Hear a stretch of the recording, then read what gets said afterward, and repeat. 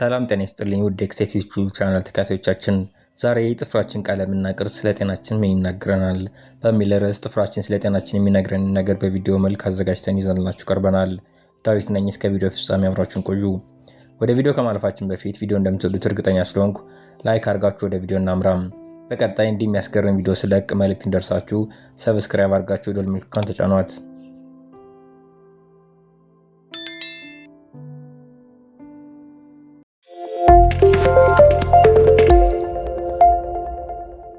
ጥፍር ጥቅሙ ምንድነው ብሎ መንደርደር ደግ ነው።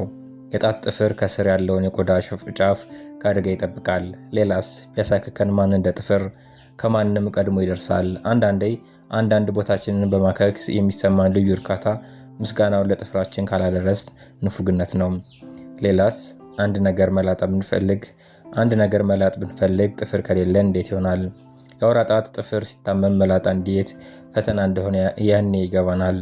ስለ ጥፍር ሲነሳ ሁሉም ሰው አንድ ነገር ያውቃል። አንዳንድ ጊዜ ከጥፍራችን ወደ ላይ የሚወጡ ነጭ ጭራ የሚመስሉ ነገሮች የካልሲየም እጥረት የሚያመጣቸው ናቸው።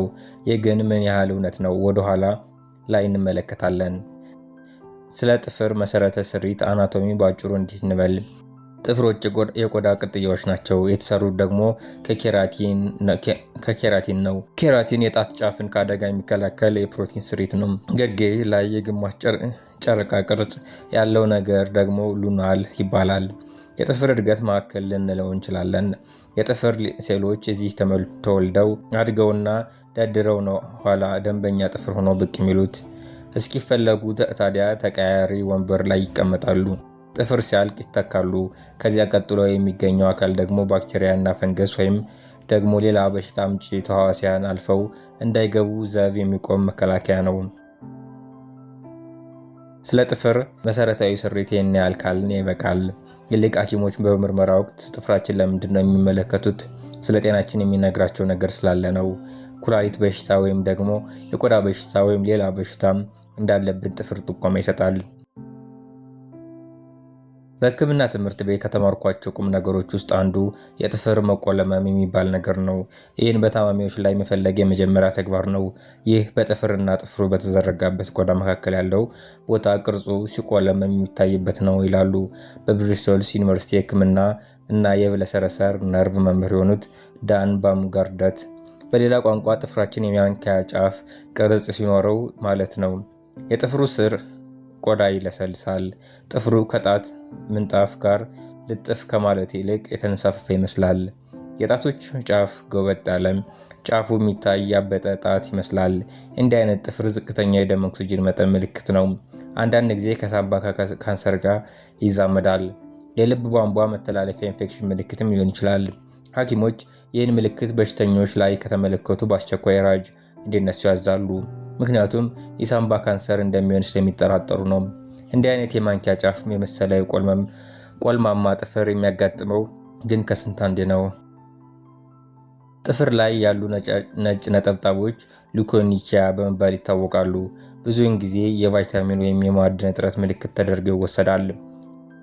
ይሁን እንጂ ይህን የሚደግፉ ማስረጃዎች አስተማማኝ የሚባሉ አይደሉም። አንድ ጥቂት ሰዎች የተሳተፉበት ጥናት ጥፍራቸው ላይ ነጫጭ ነጥቦች ያሉባቸው ሰዎች የዚንክና የካልሲየም እጥረት አለባቸው ማለት እንዳልሆነ አመልክቷል። ይሄ ነጭ የጥፍር ነጠብጣብ ብዙውን ጊዜ ጥፍር ሲጎዳ የሚመጣ ነው። ለምሳሌ ጣታችንን በር ሲቀረጥፈው ወይም ደግሞ ከባድ ነገር ጣታችን ላይ ሲወድቅ ይፈጠራል። በጣት ላይ ልዩ ልዩ ቀለሞች ሲታዩ አንዳንድ ጊዜ የሚያመለክቱት ነገር ሊኖር ይችላል። ለምሳሌ ጥፍራችን ንጣቱ ከበዛ ወይም ሙሉ በሙሉ ወደ ነጭነት ከተቀየረ በደም ውስጥ ያለ የፕሮቲን እጥረት መኖሩን ያመለክታል። ይህ ደግሞ ከኩላሊት ከጉበትና ከስኳር በሽታ ጋር ይያያዛል። የጉበቱ ጉዳይ ከአልኮል ሱሰኝነት ጋር ሊመጣ ይችላል። በሌላ በኩል ከጥፍር ስር ሰማያዊ ምልክት ከታየ ሰውነት ኦክሲጅን እጥረት ሊሆን ይችላል።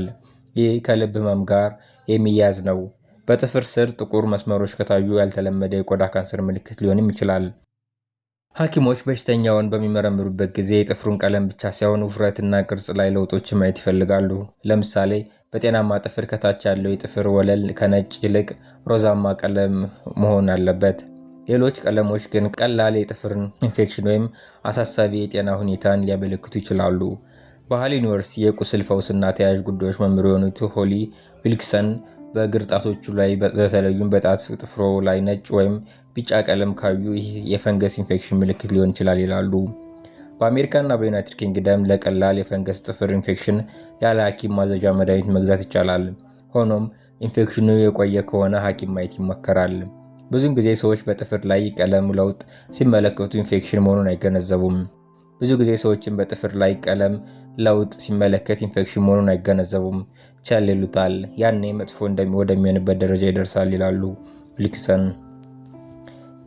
የጥፍር ቅርጽ መሰረታዊ የጤና ችግሮችን ሊያመለክት ይችላል። ጤናማ የእግር ጣትና የጣት ጥፍር በአመዛኙ ሾጣጣ መሆን አለበት። ደግሞም ጫፉ አካባቢ ወደ ውጭ ትንሽ ጥምዝዝ ይላል። ጥፍር የሰመጠ ወይ ደግሞ የጎደጎደ ያለ ነገር ሊኖረው አይገባም። ጎድጎድ ካለ ካይሎንቺያ የሚባል ችግር አለበት ማለት ነው። ይህ ችግር ያለበት ጥፍር ወደ ውስጥ ጥምዝዝ ይላል፣ ቀጭንና ስስ ነው፣ እንዲሁም የሚፈራርስ ይመስላል። አንዳንድ የዚህ ችግር ሰለባዎች ጥፍራቸው እንደ ጎድጓዳ ሳህን ገባ ያለ ይሆናል፣ ፈሳሽ የሚያቆሩ ይመስላል። ይህ ነገር ምናልባት የደም ማነስ ሊሆን ይችላል። ሰውነታችን ወደ እያንዳንዱ የሰውነት ክፍል ማድረስ ያለበት ኦክሲጅን እያደረሰ አይደለም ማለት ነው። ለምን? በቂ ጤናማ የደም ተሸካሚ ሴሎች ስራቸውን በአግባቡ እየሰሩ አይደለም። የደም ማነስ የአየርን ማነስ ነው። ሐኪም ማየት ጥሩ ነው። በሌላ በኩል በጥፍራችን የምናያቸው አንዳንድ ለውጦች የአመጋገብ ጉድለቶች ብቻ ሊያመለክቱ ይችላሉ። አንዳንድ ሰዎች ጥፍራቸው ላይ አግድም ሸንተረሮች አሉባቸው። በቁም ሳይሆን በአግድም በጥፍሮቻቸው ላይ የሚሄዱ መስመሮች ይታያሉ። ይህ የፕሮቲን እጥረት አመልካች ነው። የስኳር በሽታ እና የደም ቧንቧ ኢንፌክሽን ምልክት ሊሆን ይችላል። ስብና ኮሌስትሮል በደም ቧንቧ አካባቢ ተከማችተው የደም ዝውውር እያስተጓጉሉ እንደሆነ ምልክት ሊሆን ይችላል። መመርመር ጥሩ ነው። በዌልስ ዩኒቨርሲቲ ሆስፒታል ውስጥ የሚሰሩ ህጻናት ሐኪም የሆኑት ሜሪ ፒርሰን በጥፍራችን የአግድም መስመሮች መኖር የዚንክ እጥረት ማመልካች ሊሆን ይችላል ይላሉ። የተሰባበሩ ጥፍሮች ደግሞ የቫይታሚን ቢ7 እጥረት ምልክቶች ናቸው። አንዳንድ ጊዜ ጥፍሮቻችን ስለ ጤናችን ሆነ ስለ አመጋገባችን ምንም አይነግሩንም፣ ስለ አኗኗር ዘይቤያችንም ብቻ ይጠቁሙናል። ለምሳሌ የሚፋፋቅ ጥፍር ኦኒኪያ በመባል ይታወቃል። የጥፍር ቀጫጭን ንብርብሮች በቀጥታ ከነጩ የጥፍር ጠርዝ ሲለዩና ወደ ኋላ ሲላጡ የሚከሰት ነው። በኒውዮርክ የሚገኘው የማውንት ሲናይ ዩኒቨርሲቲ የቀዶ ሕክምና ፕሮፌሰር ጆሹዋ ዘይችነር ይህ ነገር በጣም ደግሞ እጅን ከመታጠብ ወይ ደግሞ ከጥፍር መድረቅና ከጥፍር ቀለም አጠቃቀም የሚመጣ ሊሆን ይችላል ይላሉ። በአጠቃላይ ጥፍሮን አልፎ አልፎ እንዲመለከቱት ሐኪሞች ይመክራሉ። በቅርጹ ወይም በቀለሙ ወይም ደግሞ በቅስታው ቴክስቸር አንዳች ጉልህ ለውጥ ካዩ ሐኪም ዘንድ መሄድ ጥሩ ነው። ታዲያ ሳይዘገዩ መሆን አለበት።